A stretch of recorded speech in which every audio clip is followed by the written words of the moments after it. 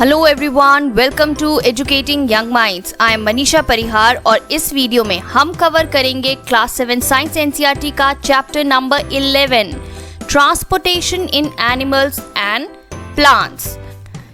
इस चैप्टर को हम कवर करेंगे 3 पार्ट्स में। ये पार्ट 1 है। आपको तीनों पार्ट्स को अच्छी तरह से देखना है ताकि चैप्टर के सारे कॉन्सेप्ट्स आपके क्लियर हो जाए। ओके, चलिए शुरू करते हैं हमारा chapter transportation in animals and plants.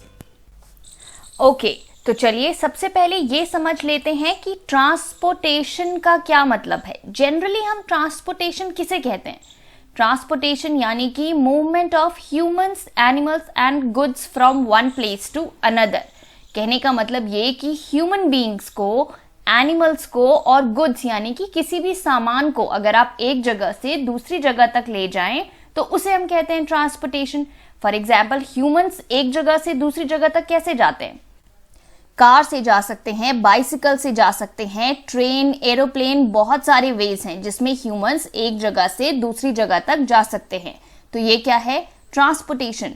Similarly सामान जो फैक्ट्रीज में प्रोड्यूस होता है, जो गुड्स फैक्ट्रीज में प्रोड्यूस होते हैं, उन्हें एक जगह से दूसरी जगह तक ट्रांसपोर्ट किया जाता है, दूसरे स्टेट्स में भेजा जाता है, दूसरी कंट्रीज में भी भेजा जाता है, राइट। बड़ी बड़ी शॉप्स में ट्रांसपोर्ट किया जाता है, वहां से आप उसे फाइनली खरीदते हैं, राइट। तो यहाँ पर क्या हो रहा है? Transportation of goods.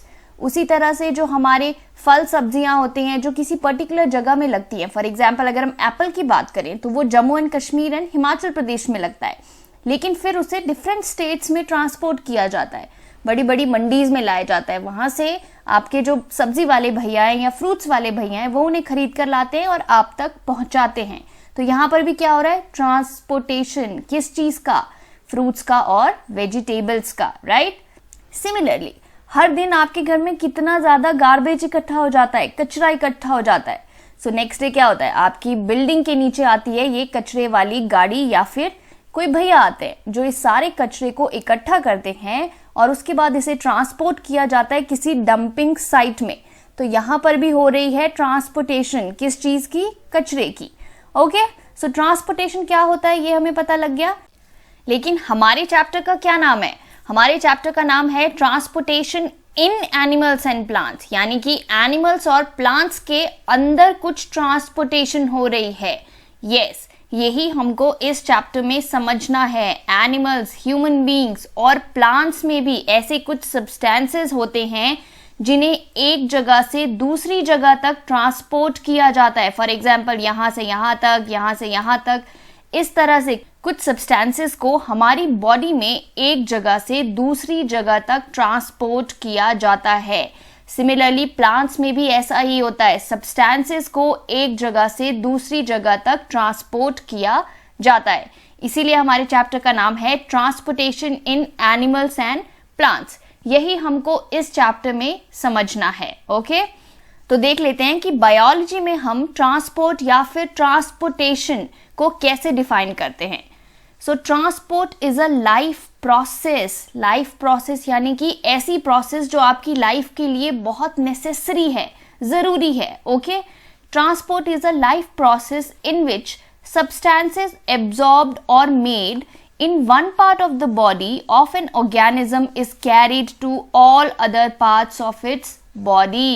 ये एक लाइफ प्रोसेस है जिसमें कुछ सब्सटेंसेस जो आपकी बॉडी के किसी एक पार्ट में या तो एब्जॉर्ब हो रहे हैं या बन रहे हैं, उन्हें ट्रांसपोर्ट किया जाता है आपकी बॉडी के डिफरेंट पार्ट्स में। इसे हम कहते हैं ट्रांसपोर्ट। चलिए आगे बढ़ते हैं। अब सबसे पहले ये समझ लेते हैं कि हमारी बॉडी में जो हमने कहा कुछ सब्सटेंसेस जो हैं वो ट्रांसपोर्ट हो रहे हैं एक जगह से दूसरी जगह तक, राइट। तो ये काम कर कौन रहा है?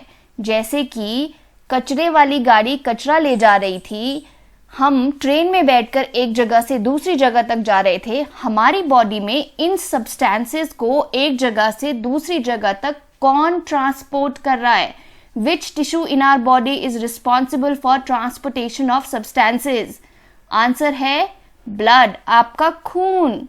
यस, आपका खून है वो टिश्यू जो सब्सटेंसेस को एक जगह से दूसरी जगह तक ट्रांसपोर्ट कर रहा है। ओके, तो चलिए अब हम समझ लेते हैं कि वो कौन से सब्सटेंसेस हैं जिनको हमारा ब्लड बॉडी के एक पार्ट से दूसरे पार्ट में ट्रांसपोर्ट कर रहा है। तो ऐसे कुछ सब्सटेंसेस हैं digested food material, water, oxygen, hormones, carbon dioxide, nitrogenous wastage etcetera. ये वो सब्सटेंसेस हैं जिनको हमारा ब्लड बॉडी के एक पार्ट से दूसरे पार्ट में ट्रांसपोर्ट कर रहा है।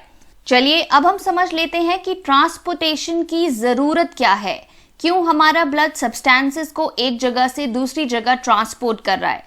पिछले चैप्टर में मैंने आपको एक्सप्लेन किया था कि जिस तरह से एक वॉल को बनाने के लिए ब्रिक्स की जरूरत पड़ती है, आप ईंटों को जोड़ते हैं और उससे बनती है एक पूरी वॉल, एक पूरी बिल्डिंग अल्टीमेटली। उसी तरह से हमारी जो ह्यूमन बॉडी है वो बनी है सेल से। बहुत सारे ट्रिलियंस ऑफ सेल्स हैं हमारी ह्यूमन बॉडी में और हमारी बॉडी बनी है इन्हीं सेल से। अब ये जो सेल्स हैं ये बहुत ही इंपॉर्टेंट फंक्शंस परफॉर्म करते हैं हमारी बॉडी में, इसलिए हर एक सेल को जरूरत है न्यूट्रिएंट्स की, वाटर की एंड ऑक्सीजन की for carrying out various functions, right. हर एक सेल तक न्यूट्रिएंट्स, वाटर एंड ऑक्सीजन को पहुंचाने का काम करता है हमारा ब्लड। चलिए समझते हैं। फॉर एग्जाम्पल, आपने खाना खाया। अब हम न्यूट्रिशन इन एनिमल्स वाले चैप्टर में पढ़ चुके हैं कि जो हम खाना खाते हैं वो हमारी एलिमेंट्री कैनाल में डाइजेस्ट होता है, ठीक है। आपने खाना खाया, खाना आपकी बॉडी में डाइजेस्ट हो गया, अल्टीमेटली पहुंच गया स्मॉल इंटेस्टाइन में, जहां पूरा खाना जो है वो डाइजेस्ट हो जाता है और उसके बाद जो डाइजेस्टेड फूड मटेरियल है वो स्मॉल इंटेस्टाइन में एब्जॉर्ब हो जाता है। अब क्या हो गया, जो अनडाइजेस्टेड फूड रह गया उसे तो आप रिमूव कर देंगे अपनी बॉडी से, right, by the process of egestion. आप अनडाइजेस्टेड फूड को हर रोज अपनी बॉडी से रिमूव करते हैं, लेकिन जो डाइजेस्टेड फूड था, जो आपकी स्मॉल इंटेस्टाइन ने एब्जॉर्ब कर लिया, अब हमारा ब्लड जो है उस डाइजेस्टेड फूड को ट्रांसपोर्ट करेगा हर एक सेल में, बॉडी के हर एक सेल में ट्रांसपोर्ट करेगा। स्मॉल इंटेस्टाइन से लेकर बॉडी के हर एक सेल में ट्रांसपोर्ट करेगा। कौन? हमारा ब्लड। सो अब आप समझ पा रहे होंगे कि क्यों ट्रांसपोर्टेशन सिस्टम हमारे लिए इंपॉर्टेंट है, क्यों हमें उसकी जरूरत है। देखिए किस तरह से हमारे डाइजेस्टेड फूड मटेरियल को हमारी बॉडी के हर एक सेल तक पहुंचाया जाता है ताकि हमारी बॉडी ठीक तरह से फंक्शन करे। उसी तरह से जब हम पानी पीते हैं, अब आपने पानी पिया, लेकिन पानी की जरूरत आपकी बॉडी के हर एक सेल को है, तो यहाँ पर भी ब्लड क्या करेगा, पानी को पहुंचाएगा आपकी बॉडी के हर एक सेल तक। अगेन ट्रांसपोर्टेशन सिस्टम की इंपॉर्टेंस। अब हमें ये भी पता है कि फूड से हमें एनर्जी मिलती है और वो किस प्रोसेस से मिलती है, रेस्पिरेशन की प्रोसेस से। हमने लास्ट चैप्टर में पढ़ा था। अब रेस्पिरेशन के लिए क्या जरूरी है, रेस्पिरेशन के लिए जरूरी है ऑक्सीजन, और वो ऑक्सीजन हमें मिलती है जब हम एयर को इनहेल करते हैं, जब हम सांस लेते हैं उससे हमें मिलती है ऑक्सीजन। अब वो ऑक्सीजन जाती है हमारे लंग्स तक, लेकिन अगेन रेस्पिरेशन के लिए आपकी बॉडी के हर एक सेल को चाहिए ऑक्सीजन। फिर से क्या होगा, ब्लड क्या करेगा, लंग से उठाएगा ऑक्सीजन को और ट्रांसपोर्ट करेगा बॉडी के हर एक सेल तक, ताकि वहां रेस्पिरेशन हो सके और आपको फूड से एनर्जी मिल सके। तो आप समझे कितना जरूरी है ट्रांसपोर्टेशन सिस्टम। ओके, आगे देखते हैं। इसके अलावा आपने देखा होगा ये सारी चीजें तो ब्लड ने पहुंचा दी, इंपॉर्टेंट चीजें ब्लड ने पहुंचा दी बॉडी के हर एक सेल तक। इसके अलावा जब हमारी बॉडी में ये फंक्शंस चलते रहते हैं तो बहुत सारे वेस्ट प्रोडक्ट्स भी रिलीज होते हैं। सेल में बहुत सारे वेस्ट प्रोडक्ट्स जो हैं वो प्रोड्यूस हो जाते हैं, बन जाते हैं। अब ये जो वेस्ट प्रोडक्ट्स हैं ये हमारी बॉडी के लिए टॉक्सिक हैं, यानी कि पॉइजनस हैं। इनको हमारी बॉडी से रिमूव करना बहुत ज़रूरी है। अब यहाँ पर भी ब्लड ही काम आता है। वो क्या करता है, हमारी बॉडी के हर एक सेल से टॉक्सिक मटेरियल जो है, जो भी टॉक्सिक वेस्ट प्रोड्यूस हुआ उसको इकट्ठा करेगा और ऐसी जगह ले जाएगा जहां से हम उसे रिमूव कर सकते हैं। तो ब्लड ये काम भी करता है। एग्जाम्पल से समझ लेते हैं। अब देखिए आपकी बॉडी के सेल्स में रेस्पिरेशन हो गई, ठीक है, फूड का ब्रेक डाउन हो गया, आपको मिल गई एनर्जी। लेकिन हमें पता है कि रेस्पिरेशन की प्रोसेस में कार्बन डाइऑक्साइड भी प्रोड्यूस होती है। अब आपकी बॉडी सेल्स में कार्बन डाइऑक्साइड है, आपकी बॉडी को उस कार्बन डाइऑक्साइड को रिमूव करना है, तो क्या होगा, ब्लड जो है इस सारे बॉडी सेल्स में, आपकी बॉडी के हर एक सेल से कार्बन डाइऑक्साइड को इकट्ठा करेगा और ले जाएगा लंग्स तक ले जाएगा। और उसके बाद आपको पता ही है कि जब हम सांस बाहर लेंगे तो कार्बन डाइऑक्साइड जो है वो बाहर आ जाती है। इस तरह से हम कार्बन डाइऑक्साइड को अपनी बॉडी से रिमूव करते हैं, राइट। सो ब्लड बहुत इंपॉर्टेंट रोल प्ले करता है। क्या रोल प्ले करता है? आपकी बॉडी सेल से कार्बन डाइऑक्साइड को लाता है और लंग्स के पास लाकर छोड़ देता है, यानी कि ट्रांसपोर्ट करता है कार्बन डाइऑक्साइड को बॉडी सेल से लंग्स तक। आगे बढ़ते हैं। इसी तरह से मैंने आपको पहले भी बताया था कि जब हमारे सेल्स जो हैं वो फंक्शंस परफॉर्म करते हैं तो कुछ वेस्ट प्रोडक्ट्स रिलीज होते हैं, और इन वेस्ट प्रोडक्ट्स को हमारी बॉडी से निकालना बहुत ज़रूरी है, because they are toxic, they are poisonous. तो यहाँ पर भी ब्लड जो है वो इन टॉक्सिक चीज़ों को उस जगह तक ले जाता है जहाँ से हम इन्हें रिमूव कर सकते हैं। तो अब आप समझ गए होंगे कि ट्रांसपोर्टेशन क्यों इंपॉर्टेंट है। एक तो इंपॉर्टेंट है ताकि आपको जो रिक्वायर्ड चीज़ें हैं वो आपकी बॉडी सेल्स को मिल जाएं, जैसे कि न्यूट्रिएंट्स, वाटर, ऑक्सीजन, ये सारी चीज़ें आपकी बॉडी के हर एक सेल को मिल जाएं। इसके अलावा जितने भी वेस्ट प्रोडक्ट्स आपकी बॉडी में बनते हैं उनको ऐसी जगह तक पहुंचाना जहां से वो रिमूव हो जाएं, ये काम भी आपका ब्लड ही करता है। Okay, so this is the need for transportation. अब आप समझ सकते होंगे कि आपका जो ब्लड है वो आपका डिलीवरी बॉय भी है, क्योंकि वो इंपॉर्टेंट चीजें डिलीवर कर रहा है आपकी बॉडी के हर एक सेल तक, जैसे कि वाटर, ऑक्सीजन, न्यूट्रिएंट्स। और वो आपका गार्बेज बॉय भी है, क्योंकि वो आपकी बॉडी से गार्बेज या फिर वेस्ट प्रोडक्ट्स को बाहर निकालने का काम भी कर रहा है, राइट। तो अगर आप इस टॉपिक को अच्छी तरह से समझ गए कि ट्रांसपोर्टेशन क्या है, ट्रांसपोर्टेशन की जरूरत क्यों है, तो अब सॉल्व करते हैं कुछ एमसीक्यूज। पहला MCQ, blood carries digested food material from dash to dash.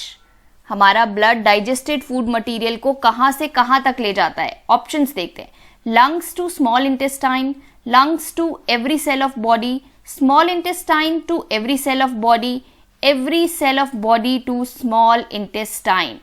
मैंने आपको समझाया था हमारा ब्लड डाइजेस्टेड फूड मटेरियल को स्मॉल इंटेस्टाइन से ले जाकर हमारी बॉडी के हर एक सेल को देता है, हर एक सेल को न्यूट्रिएंट प्रोवाइड करता है। ओके, नेक्स्ट क्वेश्चन देखते हैं। Now blood carries dash from lungs to every cell of body. A carbon dioxide, B oxygen, C digested food material and D waste product. हमारा जो ब्लड है वो lungs से किस चीज को ले जाता है और हमारी बॉडी के हर एक सेल को डिस्ट्रीब्यूट कर देता है? The correct answer is oxygen, right. हमने अभी पढ़ा कि ऑक्सीजन को हम इनहेल करते हैं, जब हम सांस लेते हैं तो ऑक्सीजन अंदर जाती है, लंग्स तक पहुंचती है, और उसके बाद लंग्स से हर एक सेल तक पहुंचाने का काम कौन करता है? हमारा ब्लड। ओके, एक और देख लेते हैं।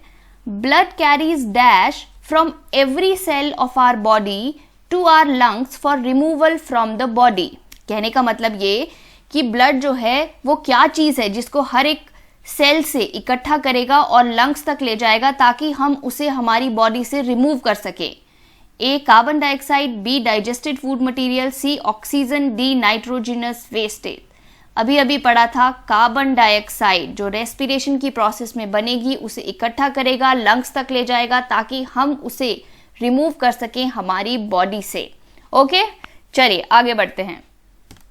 तो चलिए अब हम समझ लेते हैं कि हमारी बॉडी में ये जो सर्कुलेशन हो रही है, ट्रांसपोर्टेशन हो रही है सब्सटेंसेस की, इसके लिए रिस्पॉन्सिबल कौन है, वो कौन सा सिस्टम है जो इसके लिए काम करता है? वो है सर्कुलेटरी सिस्टम। जिस तरह से डाइजेशन के लिए रिस्पॉन्सिबल है डाइजेस्टिव सिस्टम, रेस्पिरेशन के लिए रिस्पॉन्सिबल है हमारा रेस्पिरेटरी सिस्टम, उसी तरह से ये जो सर्कुलेशन है और ट्रांसपोर्टेशन है सब्सटेंसेस का हमारी बॉडी में, इसके लिए रिस्पॉन्सिबल है हमारा सर्कुलेटरी सिस्टम। आप ऐसे समझ लीजिए कि जैसे बिग बास्केट है, जोमेटो है, अमेजन है, मिंत्रा है, फ्लिपकार्ट है, ये सब क्या कर रहे हैं? डिलीवरी कर रहे हैं चीज़ों की, राइट। उसी तरह से हमारी बॉडी का मिंत्रा और फ्लिपकार्ट कौन है? Circulatory system. ओके, डिलीवरी कर रहा है इंपॉर्टेंट सब्सटेंसेस की और वेस्ट सब्सटेंसेस को रिमूव भी कर रहा है। तो ये जो हमारा सिस्टम है, ये जो हमारी कंपनी है, इसके एम्प्लॉयज़ कौन कौन है जो इसमें काम करते हैं। ब्लड काम करता है, ये हमें ऑलरेडी पता है, हमने देख लिया है कि ब्लड हमारा डिलीवरी बॉय भी है और हमारा गार्बेज मैन भी है, दोनों काम करता है। इसके अलावा दो और कंपोनेंट्स हैं सर्कुलेटरी सिस्टम के, ब्लड वेसल्स एंड हार्ट। अब ब्लड वेसल्स देखिए, जिस तरह से आपके घर में पानी आने के लिए डिफरेंट पाइप्स लगी हुई हैं, राइट, डिफरेंट पाइप्स के थ्रू पानी आता है, उसी तरह से ब्लड जो है वो भी डिफरेंट पाइप्स के थ्रू फ्लो करता है, पाइप्स के अंदर से फ्लो करता है। और उन पाइप्स को, उन ट्यूब लाइक स्ट्रक्चर्स को हम कहते हैं ब्लड वेसल्स। यहाँ आप देख सकते हैं ये ब्लू और रेड कलर की जो आपको दिख रही है, इनके बीच में से ब्लड जो है वो फ्लो करता है, इसलिए इन्हें हम कहते हैं ब्लड वेसल्स। इसके अलावा तीसरा इंपॉर्टेंट पार्ट है हार्ट। अब देखिए हमारा हार्ट क्या काम कर रहा है, हमारा हार्ट जो है वो ब्लड को पुश कर रहा है। हार्ट एक पंप की तरह काम करता है, जैसे पानी को खींचने के लिए और कहीं और दूसरी तरफ को पुश करने के लिए पंप लगाते हैं हम, उसी तरह से हार्ट जो है वो ब्लड को पुश कर रहा है, पंप की तरह काम कर रहा है। इसी तरह से ब्लड वेसल्स और हार्ट तीनों मिलकर चलाते हैं हमारा सर्कुलेटरी सिस्टम। अब हम एक एक करके इन तीनों के बारे में डिटेल में पढ़ेंगे। सबसे पहले बात करते हैं ब्लड की। अब ब्लड क्या है, हमें पता है ब्लड एक रेड कलर का फ्लूइड है, राइट, एक रेड कलर का फ्लूइड है। फ्लूइड यानी कि लिक्विड है जो हमारी बॉडी में फ्लो कर रहा है, बह रहा है हमारी बॉडी में। कहाँ बह रहा है? Through blood vessels, blood vessels के अंदर। अभी अभी हमने देखा ब्लड वेसल्स क्या है, ट्यूब लाइक या पाइप लाइक स्ट्रक्चर्स हैं, जैसे पाइप्स होती हैं वैसी हैं ब्लड वेसल्स, और उसके अंदर हमारा ब्लड जो है वो फ्लो कर रहा है। इजी सिंपल सी डेफिनेशन है, blood is a red colour fluid which flows in our body through blood vessels. Okay, चलिए अब हम बात कर लेते हैं कंपोनेंट्स ऑफ ब्लड के बारे में, यानी कि हमारे ब्लड के अंदर क्या क्या है। अब देखने से ऐसा लगता है कि हमारा ब्लड एक लिक्विड है, एक फ्लूइड है, राइट, लेकिन हमारे ब्लड के अंदर लिक्विड्स भी हैं और सॉलिड्स भी हैं। तो जो लिक्विड पार्ट है या जो फ्लूइड है हमारे ब्लड के अंदर, उसे हम कहते हैं प्लाज्मा, और जो हमारे ब्लड के अंदर सॉलिड्स हैं वो हैं हमारे ब्लड सेल्स। और वो कौन कौन से सेल्स हैं? वो हैं आरबीसी यानी कि रेड ब्लड सेल, डब्ल्यूबीसी यानी कि वाइट ब्लड सेल्स, और प्लेटलेट्स। ओके, तो ये हैं हमारे ब्लड के कंपोनेंट्स। क्या क्या? प्लाज्मा है, रेड ब्लड सेल है, वाइट ब्लड सेल है और प्लेटलेट्स है। यहाँ देखिए, इसे देखकर आपको समझ आ जाएगा। कंसिडर कीजिए कि ये एक ब्लड वेसल है, ठीक है, ये एक ब्लड वेसल है, एक पाइप लाइक स्ट्रक्चर है जिसके अंदर से ब्लड फ्लो कर रहा है। तो ये जो येलो कलर का लिक्विड आपको दिख रहा है, ये येलो कलर का लिक्विड, ये है हमारा प्लाज्मा।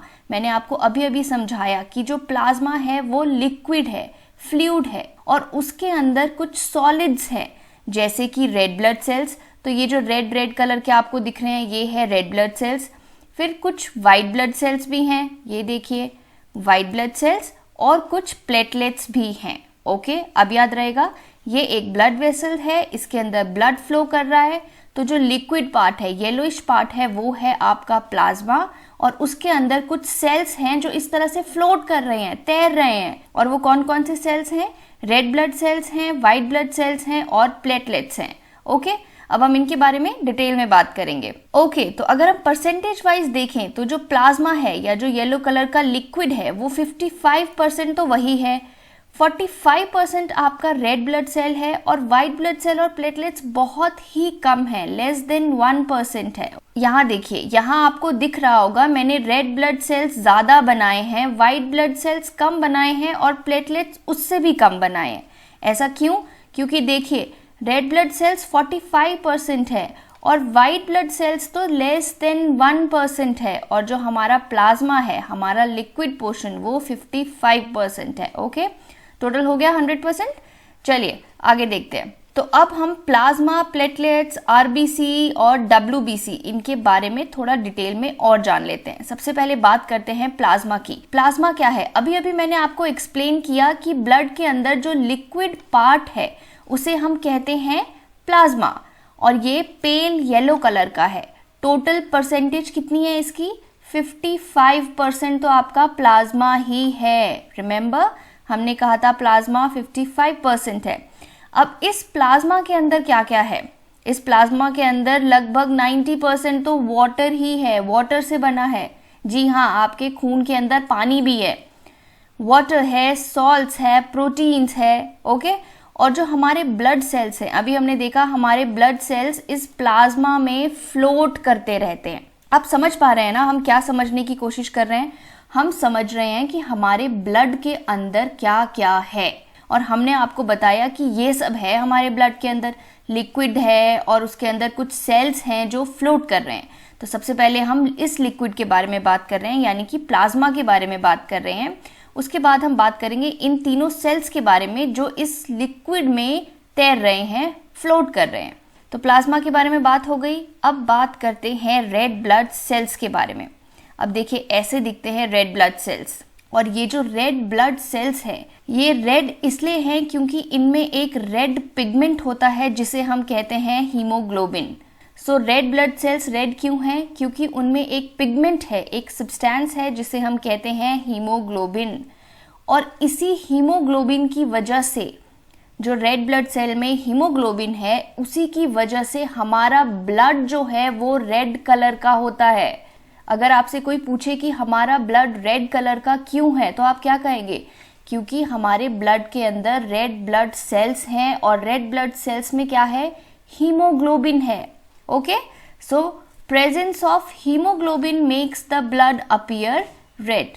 तो रेड ब्लड सेल्स का एक और इम्पॉर्टेंट फंक्शन है, और वो ये कि वो ऑक्सीजन को कैरी करता है from lungs to different cells of the body.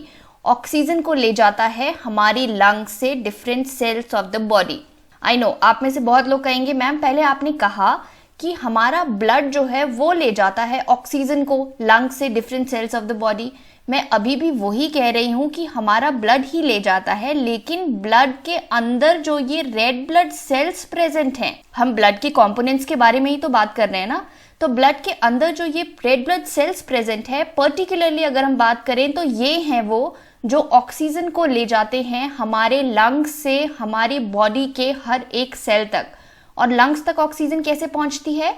Simple, जब हम ब्रीदिंग करते हैं, हम ऑक्सीजन को इनहेल करते हैं, राइट? ओके, तो हमें पता चल गया कि आरबीसी जो है, यानी रेड ब्लड सेल्स जो हैं, वो कैरी करते हैं ऑक्सीजन को लंग्स से different cells of the body. अब ये देखिए, यहाँ पर भी हीमोग्लोबिन का एक इम्पॉर्टेंट रोल है। वो ये कि हमें पता है कि रेड ब्लड सेल्स के अंदर हीमोग्लोबिन है, जिसकी वजह से रेड कलर आता है ब्लड में, राइट? इसी हीमोग्लोबिन की वजह से जो रेड ब्लड सेल है वो ऑक्सीजन को बाइंड कर पाते हैं। बाइंड करना यानी कि आप समझ लीजिए, हीमोग्लोबिन की वजह से ही रेड ब्लड सेल्स ऑक्सीजन को पकड़ लेते हैं, जकड़ लेते हैं। इस तरह से देखिए, ऑक्सीजन को पकड़ लिया और फिर अपने साथ जहां जहां जाएंगे ऑक्सीजन को साथ लेके जाएंगे। ओके, रेड ब्लड सेल्स के बारे में आप सब कुछ समझ गए। अब रेड ब्लड सेल्स में बहुत इंपॉर्टेंट पॉइंट्स हैं। एक, हमें पता लग गया कि रेड ब्लड सेल्स की वजह से, पर्टिकुलरली कहें तो रेड ब्लड सेल में जो हीमोग्लोबिन है उसकी वजह से हमारे ब्लड का कलर रेड है, राइट? ये एक इंपॉर्टेंट बात। दूसरी इंपॉर्टेंट बात कि रेड ब्लड सेल्स ऑक्सीजन को ले जाते हैं लंग से different cells of the body तक, और रेड ब्लड सेल्स में जो हीमोग्लोबिन प्रेजेंट है उसकी वजह से रेड ब्लड सेल्स ऑक्सीजन को बाइंड कर पाते हैं, पकड़ के रख पाते हैं, ताकि वो ऑक्सीजन को ट्रांसपोर्ट कर पाएं लंग से different cells of the body. याद रहेगा? चलिए आगे बढ़ते हैं। अब बात करते हैं व्हाइट ब्लड सेल्स की। रिमेंबर, हम क्या बात कर रहे हैं? हम ब्लड के कंपोनेंट्स के बारे में बात कर रहे हैं। हमने रेड ब्लड सेल्स देख लिया, हमने प्लाज्मा देख लिया, अब हम बात करेंगे व्हाइट ब्लड सेल्स की। सो व्हाइट ब्लड सेल्स क्या करते हैं? व्हाइट ब्लड सेल्स फाइट करते हैं अगेंस्ट जर्म्स दैट में एंटर आवर बॉडी, यानी हमें प्रोटेक्ट कर रहे हैं किसी भी इंफेक्शन से, किसी भी जर्म से जो हमारी बॉडी में एंटर हो जाता है। दस, आप कह सकते हैं कि व्हाइट ब्लड सेल्स जो हैं वो आपको प्रोटेक्ट कर रहे हैं डिजीजेस से। ये इंपॉर्टेंट फंक्शन है व्हाइट ब्लड सेल्स का। ओके, तो अब बात करते हैं प्लेटलेट्स की। अब प्लेटलेट्स का क्या इंपॉर्टेंट फंक्शन है? देखिए, जब भी कभी आपको चोट लगती है किसी पर्टिकुलर जगह आपको चोट लगी, आपका खून बहा, थोड़ी देर बाद आप देखेंगे आपका खून जो है वो बहना बंद हो जाता है और वो चोट वाली जगह पर आपका ब्लड हल्का सा सॉलिड हो जाता है। वो क्या है? वो है आपका क्लॉट, मतलब आपके ब्लड को वो उस जगह पर थोड़ा सेमी सॉलिड कर देता है। वो इसलिए ताकि आपका ब्लड जो है वो फ्लो होना बंद हो जाए। सो बेसिकली जो ब्लड में प्लेटलेट्स प्रेजेंट होते हैं उसकी वजह से ब्लड क्लॉट की फॉर्मेशन होती है। और ब्लड क्लॉट होने से क्या होता है कि जो आपकी बॉडी से ब्लड बह रहा था वो बंद हो जाता है। So blood clot prevents the blood from flowing out of the body due to an injury. कभी भी आपको कोई भी इंजरी होती है उसके बाद ब्लड क्लॉट बन जाता है ताकि एक्सेस ब्लड लॉस ना हो। सो प्लेटलेट्स का कितना इंपॉर्टेंट फंक्शन है, जस्ट इमेजिन अगर प्लेटलेट्स ना हो तो क्लॉटिंग नहीं होगी, यानी आपका ब्लड जो है वो सेमी सॉलिड नहीं बनेगा। और अगर ब्लड की क्लॉटिंग नहीं हुई तो एक्सेस ब्लड लॉस हो जाएगा, it can lead to your death. So platelets का फंक्शन समझ गए? ओके, तो ये थे हमारे ब्लड के डिफरेंट कंपोनेंट्स जिसके बारे में हमने समझ लिया। हमने प्लाज्मा के बारे में बात कर ली, रेड ब्लड सेल्स के बारे में बात कर ली, व्हाइट ब्लड सेल्स के बारे में बात कर ली और प्लेटलेट्स के बारे में भी बात कर ली। सबके फंक्शंस बहुत इंपॉर्टेंट हैं, आपको याद रखने हैं। ओके, तो ब्लड के कंपोनेंट्स के बारे में हमने बात कर ली। अब अगर कोई पूछे कि ब्लड के फंक्शंस क्या क्या हैं, ब्लड क्या क्या कर रहा है, तो हम कई बार पढ़ चुके हैं। अब तो डाइजेस्टेड फूड मटेरियल को ट्रांसपोर्ट कर रहा है, ऑक्सीजन को ट्रांसपोर्ट कर रहा है, वाटर को कैरी कर रहा है बॉडी के डिफरेंट पार्ट्स तक, कार्बन डाइऑक्साइड को रिमूव करने में हेल्प कर रहा है, कार्बन डाइऑक्साइड को सेल से लंग्स तक ला रहा है। ऑल्सो जो हमारे सेल्स की फंक्शनिंग के दौरान जो वेस्ट मटेरियल बनता है उसको किडनीज तक ले जाता है ताकि वो वहाँ फिल्टर हो सके। ब्लड हमें डिजीजेस से भी प्रोटेक्ट कर रहा है। रिमेंबर हमने अभी पढ़ा था कि ब्लड में वाइट ब्लड सेल्स होते हैं जो प्रोटेक्ट करते हैं हमें डिजीजेस से। तो ये सारे फंक्शंस आप लिख देंगे। ओके, तो अभी वाला जो टॉपिक था उसके बारे में अगर आप सब कुछ समझ गए तो चलिए थोड़े से एमसीक्यूज कर लेते हैं। तो मैंने आपको क्या बताया, कंपोनेंट्स ऑफ सर्कुलेटरी सिस्टम क्या क्या हैं, कौन कौन है सर्कुलेटरी सिस्टम में काम करने वाले एम्प्लॉइज, याद कीजिए। यस, ब्लड है, ब्लड वेसल्स है और हमारा हार्ट है। अभी तक सिर्फ हमने ब्लड के बारे में पढ़ा है, ब्लड वेसल्स और हार्ट के बारे में हम अभी पढ़ेंगे। नेक्स्ट क्वेश्चन देखते हैं। Red colour of blood is due to the presence of, किस वजह से हमारा ब्लड का कलर रेड है? Plasma, WBC, haemoglobin, platelets. Very easy, कई बार मैंने आपको बताया हीमोग्लोबिन की वजह से हमारे ब्लड का कलर रेड है। नेक्स्ट देखते हैं। So dash fights against diseases and dash helps in blood clotting. अब आपको राइट ऑप्शन चूज करना है। RBC, WBC, RBC platelets, WBC, RBC, WBC platelets. कौन है जो फाइट करता है अगेंस्ट डिजीजेस और कौन है जो ब्लड को क्लॉट करने में हेल्प करता है? The correct answer is WBC and platelets. White blood cells जो हैं, WBC यानी white blood cells, white blood cells जो हैं वो हमें हेल्प करते हैं इन फाइटिंग अगेंस्ट डिसीजेस। और जो हमारे ब्लड में प्लेटलेट्स प्रेजेंट है उसकी वजह से ब्लड की क्लॉटिंग होती है। क्लॉटिंग यानी ब्लड थोड़ा सा गाढ़ा हो जाता है जहां आपको चोट लगी है ताकि वहां से ब्लड फ्लो होना बंद हो जाए। नेक्स्ट एक और देख लेते हैं। Oxygen is transported from lungs to body cells by dash. Again easy one. Option है आपके platelets, WBC, RBC, all of the above. Oxygen को कौन ट्रांसपोर्ट कर रहा है लंग से बॉडी सेल्स तक? राइट, RBC हमने पढ़ा था। RBC है वो जो ऑक्सीजन को ट्रांसपोर्ट कर रहा है लंग से बॉडी सेल्स तक। और अगर मैं RBC में भी पूछूं कि RBC में क्या है वो चीज जो ऑक्सीजन को बाइंड करती है, तो उसका आंसर होगा हीमोग्लोबिन। राइट, चलिए आगे बढ़ते हैं। ओके, तो सर्कुलेटरी सिस्टम के पहले कंपोनेंट के बारे में हमने बात कर ली। हमने ब्लड के बारे में अच्छे से समझ लिया, ये भी देख लिया कि ब्लड के अंदर क्या क्या है। क्या क्या है ब्लड के अंदर? प्लाज्मा, WBC, RBC और प्लेटलेट्स। राइट, ये सब है हमारे ब्लड के अंदर। अब बात करते हैं ब्लड वेसल्स की। मैं ऑलरेडी आपको बता चुकी हूँ ब्लड वेसल्स क्या हैं। Blood vessels pipe like structure है, जैसे पाइप्स होती हैं, पानी जैसे पाइप्स के थ्रू आता है आपके घर में, उसी तरह से हमारी बॉडी के अंदर ब्लड जो है वो फ्लो कर रहा है, ऐसे ही पाइप लाइक स्ट्रक्चर्स से, जिन्हें हम कहते हैं ब्लड वेसल्स। ओके,